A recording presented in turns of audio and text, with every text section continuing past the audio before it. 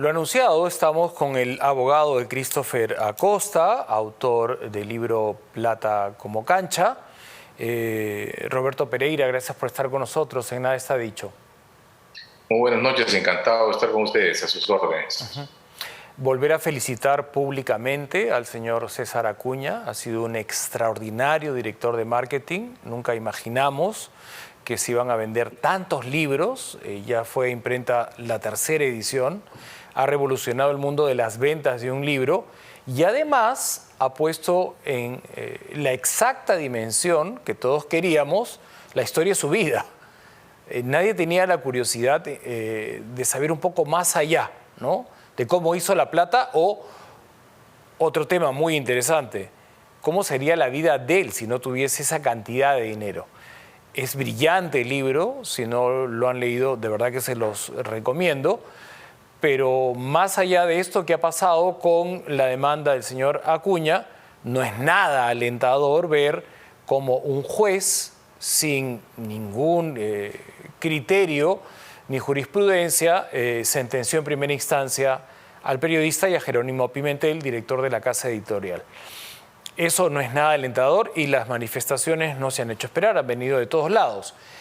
¿Qué se puede hacer en este caso contra un juez que a todas luces ha dejado insatisfechos a los especialistas desde el punto de vista académico y muy frustrados a los ciudadanos que nos sentimos con sentido común porque ha sido un despropósito lo que iba diciendo segundo tras segundo?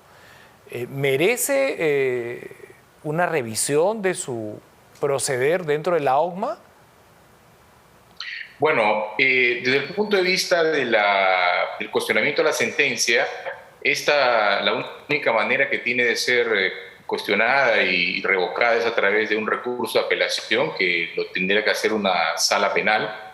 Sin embargo, nosotros ya la semana pasada presentamos una queja contra el magistrado que resolvió en este caso porque incumplió un deber funcional al no notificar la sentencia inmediatamente después de que esta fue leída.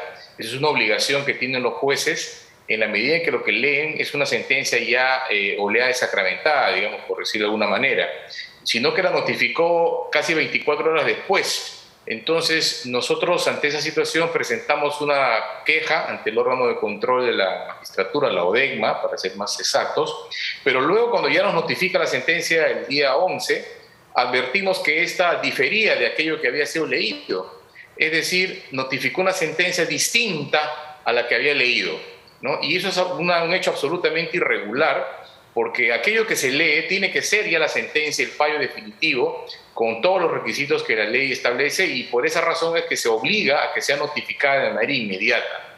Entonces, en el periodo que ha pasado desde la lectura de la sentencia hasta que esta fue notificada, lo que debe haber pasado es que han agregado cosas, han agregado párrafos a la sentencia y nos han terminado notificando una sentencia distinta, ¿no? Hemos apelado nosotros una lectura de sentencia y ahora tenemos una sentencia escrita que difiere de esa primera versión. Entonces, hemos ampliado la queja contra el magistrado para que el órgano de control investigue esta situación a todas luces irregular y determine qué cosa ha pasado y eventualmente imponga las sanciones que correspondan. Entre lo que escuchamos, porque a pesar de que César Acuña no quería que la audiencia se transmita públicamente, se logró transmitir, ¿no? Entre lo que escuchamos, los que vimos la audiencia,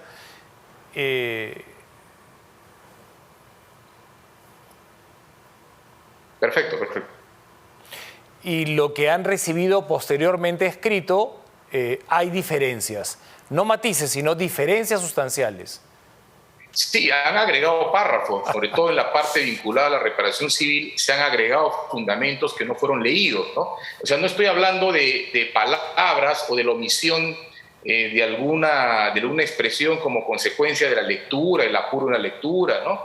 O de haberse pasado alguna frase. Estoy hablando de párrafos enteros que han sido agregados una a nueva esta nueva versión. Una nueva estructura de sentencia que difiere con lo que escuchamos. Sí, digamos, si bien es cierto, los párrafos no son pues en la mitad de la sentencia o un cuarto de la misma, sí son párrafos que claramente han sido incorporados después de haber sido leído la sentencia, ¿no? Y esto no puede ser atribuido a un descuido tampoco de la persona al especialista que leyó la sentencia, porque recordemos que el juez estaba presente en la lectura de sentencia y él estaba apreciando o escuchando la lectura de sentencia y él debía haber tenido el fallo, el texto, por lo tanto él podía haberse dado cuenta, ¿no?, de algún error en la lectura y haber advertido ese hecho, pero sin embargo no ocurrió eso. ¿Y hay antecedentes de esto que usted está describiendo? ¿Se ha presentado dentro del Poder Judicial juicios que se leen con una argumentación y luego en el escrito aparece otra? ¿O es la primera vez que estamos frente a un caso de esta naturaleza?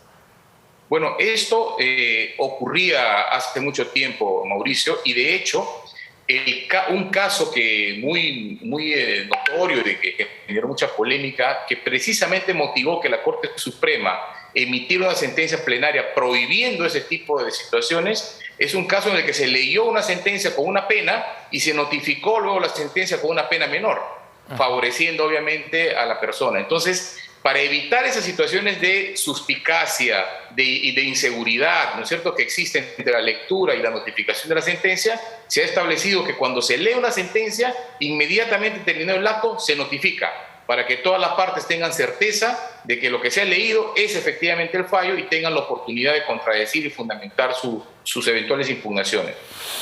Una de las cosas que llama poderosamente la atención en esta primera instancia es cómo algunos testimonios no son difamatorios y otros sí, porque la metodología de Christopher Acosta ha sido la misma, exactamente la misma.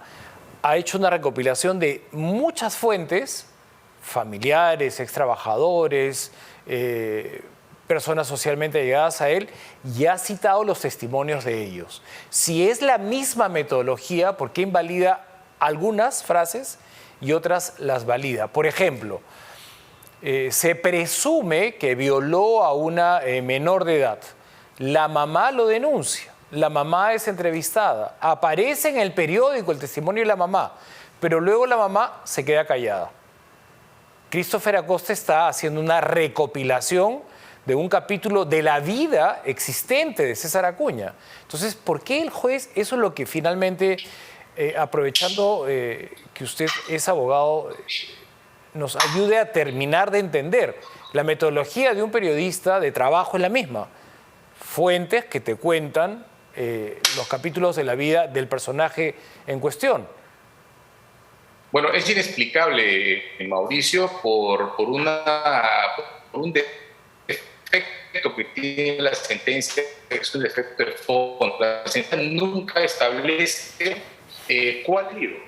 Entonces, al no establecer el parámetro de qué cosa es lo que el periodista debió haber cumplido en esa investigación, toda la decisión está plagada de arbitrariedad, porque efectivamente en algunos casos absuelve a Christopher cuando cita determinados testigos, pero lo condena cuando cita a otros. La pregunta es por qué entonces está bien que cite a unos y por qué no está bien que cite a otros, ¿no? Por ejemplo, en el caso del profesor Oteniel Alvarado, cuando cita a Christopher al profesor Oteniel Alvarado, para el juez eso está bien y por lo tanto absuelve.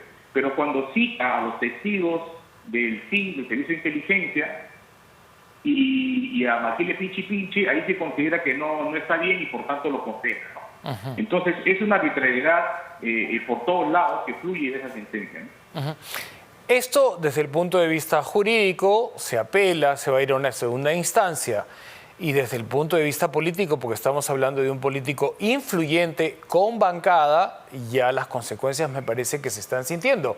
El señor Acuña continúa en cura de silencio, me parece que es un paciente terminal con relación al libro, porque la gente lo está leyendo con avidez y está tomando conciencia de la verdadera historia de su vida, contada por personas absolutamente allegadas a él.